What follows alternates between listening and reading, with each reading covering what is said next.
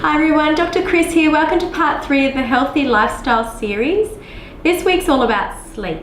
And we all know the importance of sleep, and how to get a good night's sleep is often a question on a lot of people's mind. A lot of us suffer from insomnia. They say up to 1 in 5 of us suffer from insomnia at any one time. So whether that's difficulty falling asleep or staying asleep, it's super important to try and strengthen the quality of your sleep to improve your health. How do you know if you're not getting a good night's sleep? The first thing, I guess, is not waking refreshed.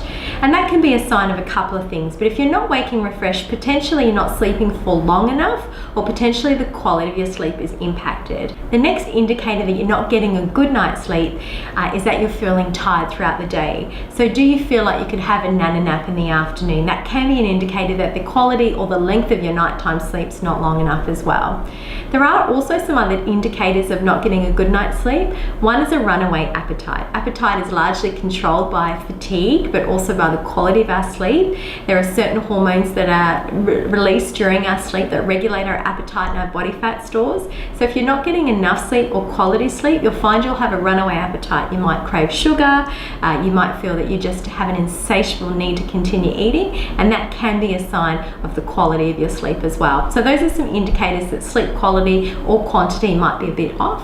How much sleep do you actually need? Everybody's different, but generally, as a general rule, we say 7 to 9 hours of sleep is needed for quality of life and also long life. There's a correlation between the length of life and how much sleep you get throughout your lifespan. So 7 to 9 hours. Some people need less than that. You know that you're that individual if you consistently get less than 7 hours sleep a night and you feel fantastic. You don't feel tired, you don't ever feel like you need a nap, there's no problems with your energy levels. That's when you know that you're that lucky individual that needs much less sleep than the rest of us, and you can function on less sleep. You're about 1 in 20, so you're not the majority. The majority of us need 7 to 9 hours sleep a night. How do you get a good night's sleep? There are, I guess, a couple of clues to getting a good night's sleep. The first would be keeping the room cool, dark and quiet. We talk about keeping the room between 18 to 22 degrees, whether it's using air conditioning, keeping the windows open, having a fan on, so 18 to 22. And often that is associated with snuggling with a blanket, and that heaviness creates a sense of comfort and security, which also ensures a good night's sleep. Keeping it dark as possible. If you've got to use block-out curtains, do that. Keeping it as dark as possible, and that's because of a releasable hormone called melatonin, which we'll talk about in a minute.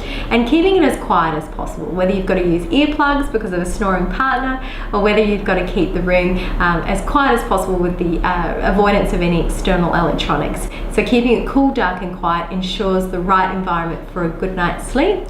The last word is on melatonin, and we'll talk a little bit more about that in the video on overstimulation, because melatonin is super important to making sure we get a good night's sleep. So do look out for that. I think that'll be helpful for many of us that struggle with insomnia. I really hope you found this video useful, and I look forward to seeing you in the next part of the Healthy Lifestyle series.